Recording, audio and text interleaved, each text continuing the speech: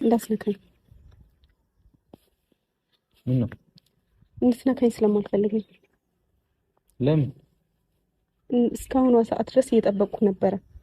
እኔ እስክደውል እኔ እፈልጋለሁ እስከማለት እኔ ውሳኔን እስክወስን የማይሆን ነገር እስካስብ ድረስ መጠበቅ አልነበረብህም። ምን ብዬህ ነበረ? ውሳኔ እንደምትቀይር ተስፋ አደርጋለሁ እያልኩ ነበር አይደል?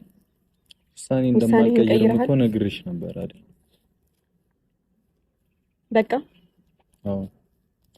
እኔ ሃይሚ በእናትሽ በተለይ እንደዚህ ወጥቶ መናገር ምናምን አልፈልግም። እኔ የማደርገው ነገር አውቄና ፈልጌ አምኜበት ነው የማደርገው። ገብቶሻል? ስለዚህ አምነህበታል የምታደርገውን ነገር? አምኜበታል። ሁሉንም ነገር በስርዓት ነው እያደረኩ ያለሁት። ምክንያቶች አሉ፣ በጣም ብዙ ሺህ ምክንያቶች አሉ። እነዛን ነገር ደግሞ ማሳካት የምችለው ባሰብኩበት መንገድ ብቻ ነው። ምንድነው ሻንታ ከኔ የምትፈልገው? ምንድነው? ምን ማለት ነው ከኔ የምትፈልገው? ምንድነው ማለት? እንደዚህ አይነት ውሳኔ ወስና አሁንም ከጎንህ እንደሆነ እየጠበቅክ ነው? አብሬህ እንደሆነ እየጠበቅክ ነው? እኔ ያው አንድ ቤት ውስጥ ካንተ ጋር ማደርገውን ነገር አምነሽ? አዎ። ለምን ማድረግ አለብሽ? እኔ እኮ አፈቀርኩ እንጂ እኮ ይሄን ያክል ሃይሚኔ ራሴ እቅዶች አሉኝ። እስቲ ተረጋጊና በቃ ዝም ብለሽ ማደርገውን ነገር ብቻ ዝም ብለሽ ምን ልጅቷን እኔ ቤት ውስጥ አስገብተህ መቼም ልገላት ነው አትልም? ወይም እኔ ቤት ውስጥ ሆኜ ያለውን ነገር ማረጋገጥ ማወቅ ፈልጋለሁ አትልም? መቼም እኔ ቤት ውስጥ እያኖርካት አይደል እንዴ?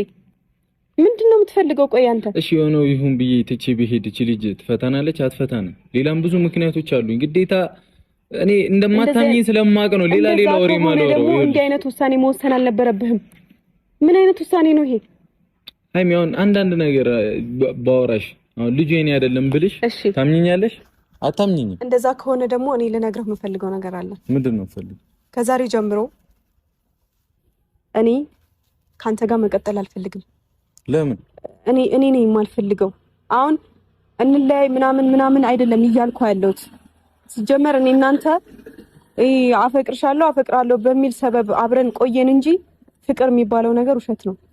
መሀላችን አልነበረም። ከዚህ በኋላ እኔ ካንተ ጋር መቀጠል እኔ በጣም ነው ማፈቅርሽ። እኔ አፈቅርሻለሁ ልጅ ገብቶሻል። ባላፈቅርሽ ካንቺ ጋር እንደዚህ ያልሆንም ይሁሉ ጠውረድ ውስጥም አልገባም።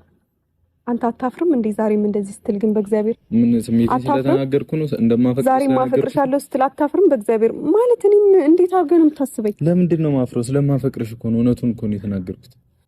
ለምን አፍራለሁ? እሺ ለማንኛውም እኔ ስላንተ ፍቅር አታፈቅረኝም ማለት እያልኩ መከራከር አልችልም። አቅሙ የለኝም። አሁን ሳይሆን እኔ በማደርገው ነገር አታምኚኝም። እኔ የማደርገው ነገር አታምኚበትም አይደለ?